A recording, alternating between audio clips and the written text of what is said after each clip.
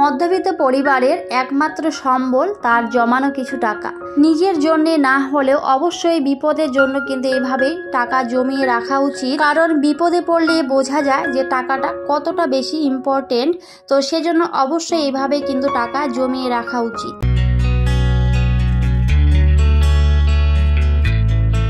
Hello everyone, আসসালামু আলাইকুম। কেমন আছেন সবাই?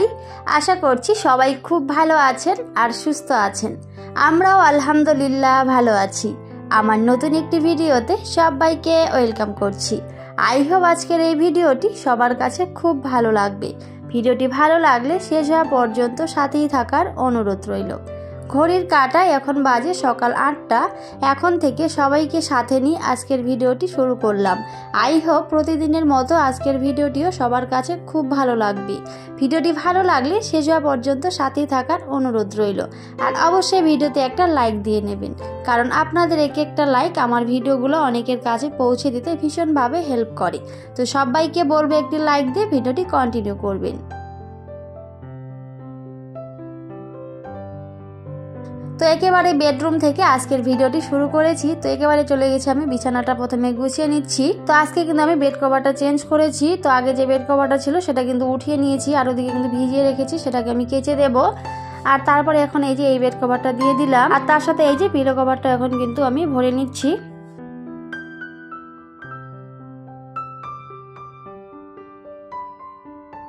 তবে সকালবেলা আমি এই যে বেডরুমটা গুছিয়ে নিচ্ছি, তো এটার জন্য বেশ ভালোই লাগছে, কারণ সবার আগে বেডরুমটা গুছিয়ে নিলে আমার কাছে কিন্তু অনেক বেশি ভালো লাগে। বেডরুম এলোমেলো থাকলে আমার কিছুই ভালোই লাগে না, মনে হয় যে সমস্ত কাজকর্ম আমার এলোমেলো হয়ে আছে। আর বেডরুমটা গুছিয়ে নিতে পারলেই মনে হয় যে না, আমার অনেকগুলো কাজ আমি করে নিয়েছি, তখন কিন্তু মনে অনেকটাই শান্তি কাজ করে। তো যাই হোক, এখন কিন্তু আমি সমস্ত কিছু বেডরুমে ভালো করে গুছিয়ে নিচ্ছি।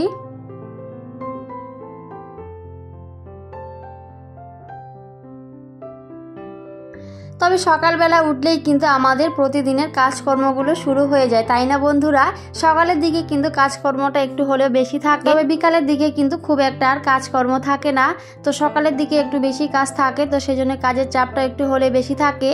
আর যদি বাচ্চার স্কুল থাকে, তার সাথে হাজবেন্ডের ডিউটি, তো তাহলে কিন্তু আরও বেশি একটু চাপের মধ্যে থাকতে হয় সকালবেলা।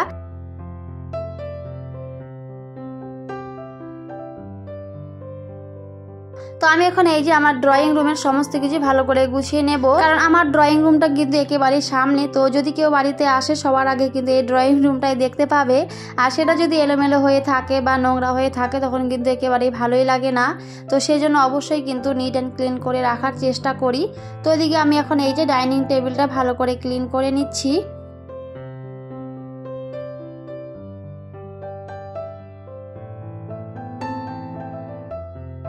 তো আবির কিন্তু এখানে বসে পড়াশোনা করে, আবার কত কিছু ওখানে কালার করবে, এটা করবে সেটা করবে, মানে কি বলবো, সমস্ত কিছু এভাবে এলোমেলো করে রেখে দেয়।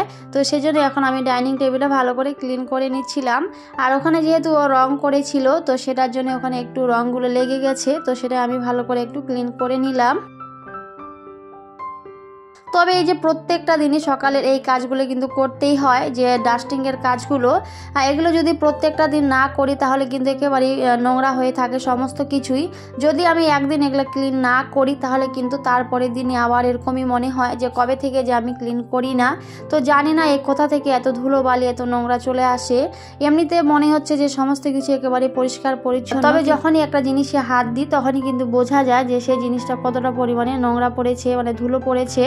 তো সেই জন্য এখন কিন্তু আমি এই যে রুমের সমস্ত কিছু ভালো করে ক্লিন করে নিচ্ছি।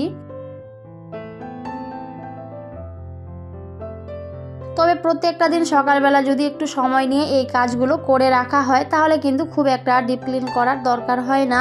প্রত্যেকটা দিন মাত্র 10 মিনিট সময় দিলেই কিন্তু সমস্ত কিছু নিট অ্যান্ড ক্লিন থাকে।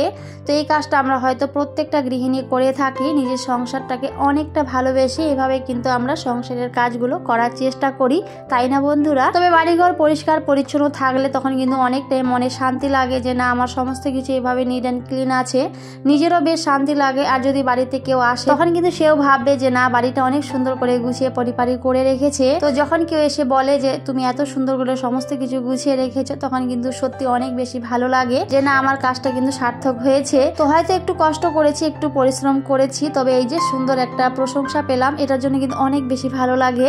কেউ যখন এসে বলে যে তুমি সমস্ত কিছু সুন্দর করে গুছিয়ে রাখো, সত্যি অনেক বেশি ভালো লাগে। তো আমি সমস্ত কিছু কিন্তু ক্লিন করে নিচ্ছিলাম।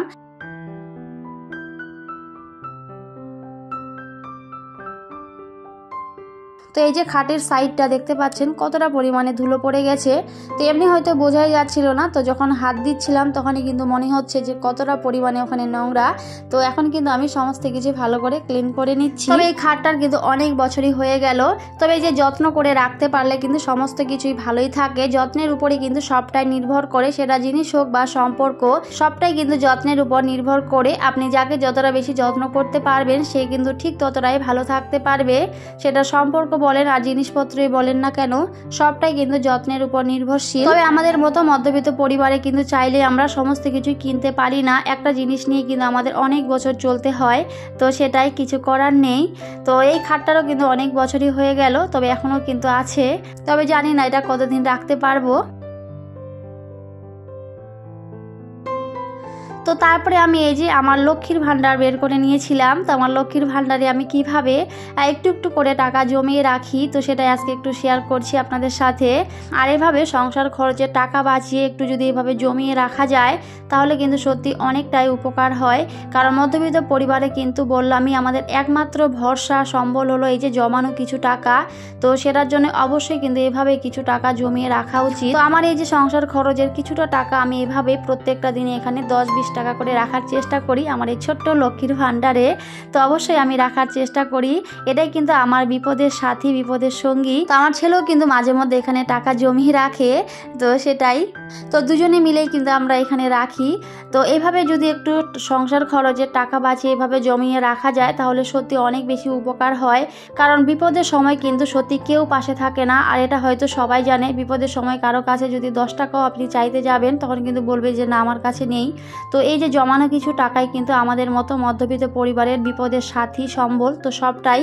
তো এইভাবে কিন্তু আমি জমিয়ে রাখার চেষ্টা করি যাতে আমার বিপদের সময় কারো কাছে হাত পাততে না হয়, একটু হলো যাতে আমার নিজের খরচটা আমি নিজেই করতে পারি, চালাতে পারি। সেটার জন্য কিন্তু আমি এভাবেই জমিয়ে রাখি। তবে আমাদের মতো মধ্যবিত্ত পরিবারে অবশ্যই এইভাবে একটু বুদ্ধি খাটিয়ে কিন্তু চলতে হয়, তা না হলে কিন্তু হয় না। কারণ বুদ্ধি খাটিয়ে না চললে কিন্তু আমাদের না খেয়েই থাকতে হবে। তো অবশ্যই কিন্তু বুদ্ধি খাটিয়ে চলা উচিত। তো যাই হোক বন্ধুরা, এখনও পর্যন্ত যারা আমার ভিডিওটি দেখছেন কিন্তু একটি লাইক দিতে ভুলে গিয়েছেন, প্লিজ একটি লাইক দিয়ে ভিডিওটি কন্টিনিউ করবেন। কারণ আপনাদের এক একটা লাইক আমার ভিডিওগুলো অনেকের কাছে পৌঁছে দিতে ভীষণভাবে হেল্প করে। তো সবাইকে বলবো একটি লাইক দিয়ে নেবেন। আর আজকে যদি ফার্স্ট টাইম কোনো বন্ধু আমার চ্যানেলে ভিজিট করে থাকেন তাহলে প্লিজ আমার এই ছোট্ট চ্যানেলটিকে সাবস্ক্রাইব করে আমার পাশেই থাকবেন, আমাকে ভালোবাসা দেবেন। আর যারা যারা অলরেডি এই কাজটা করে দিয়েছেন আপনাদের অনেক অনেক ধন্যবাদ জানাই, আর অনেক অনেক দোয়া আর ভালোবাসা রইল সবার জন্য। এভাবে আমার পাশে থাকবেন আর আমাকে সাপোর্ট করবেন, কারণ আপনাদের ভালোবাসা ও সাপোর্টটা আমার কাছে ভীষণ দরকার। তো সবাইকে বলবো এভাবে একটু পাশে থাকবেন। তো এদিকে অনেক কথা বলে নিয়েছি, আর কথার ফাঁকে আমি কিন্তু আমার কাজগুলো করে নিচ্ছিলাম। তো এদিকে কিন্তু আমি রান্না করে নিয়েছি। তবে আজকে রান্না খুবই সিম্পল করেছিলাম। আজকে ইলিশ মাছের ঝোল করেছি, তো সেটা একটু শেয়ার করেছিলাম। তবে পুরোপুরি রান্না কিন্তু শেয়ার করিনি, একটু করে শেয়ার করেছি। কারণ সমস্তটা শেয়ার করলে কিন্তু ভিডিওটা অনেক বড় হয়ে যাবে, আর আমার প্রিয় ভিউয়ার্সরা কিন্তু বড় ভিডিও একেবারেই পছন্দ করে না। তবে আমি চেষ্টা করি ছোট করে দেওয়া। তবে লাইফস্টাইল ভিডিও শেয়ার করলে কিন্তু সত্যি অনেক বড়ই হয়ে যায়, কারণ যেহেতু সংসারের প্রত্যেকটা কাজে আমরা শেয়ার করি, তো সেজন্যই হয়তো একটু হলেও বড় হয়েই যায়। যতই ছোট করার চেষ্টা করি না কেন তাও কিন্তু বড় হয়েই যায়। তো ওইদিকে কিন্তু আমি রান্না করে নিয়েছিলাম, আর তারপরে বললাম আমি কাপড়গুলো ভিজিয়ে রেখেছি।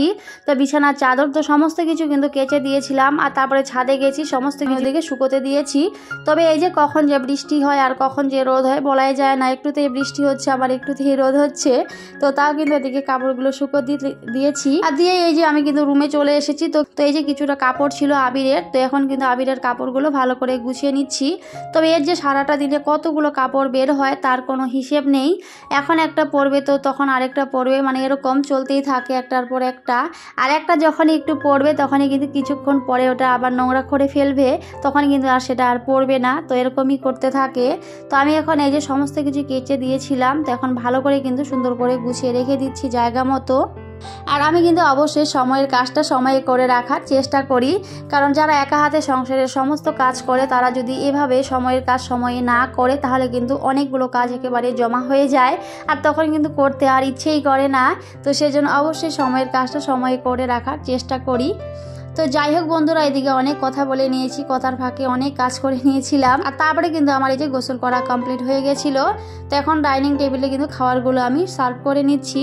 তো আমরা এখন তিনজনে মিলে কিন্তু খাবারগুলো খেয়ে নেব, কারণ আবির কিন্তু ততক্ষণ স্কুল থেকে চলে এসেছে আর আবিরের বাবাও কিন্তু চলে এসেছিল। তো এখন আমরা তিনজনে মিলে কিন্তু ওদিকে খেয়ে নেব।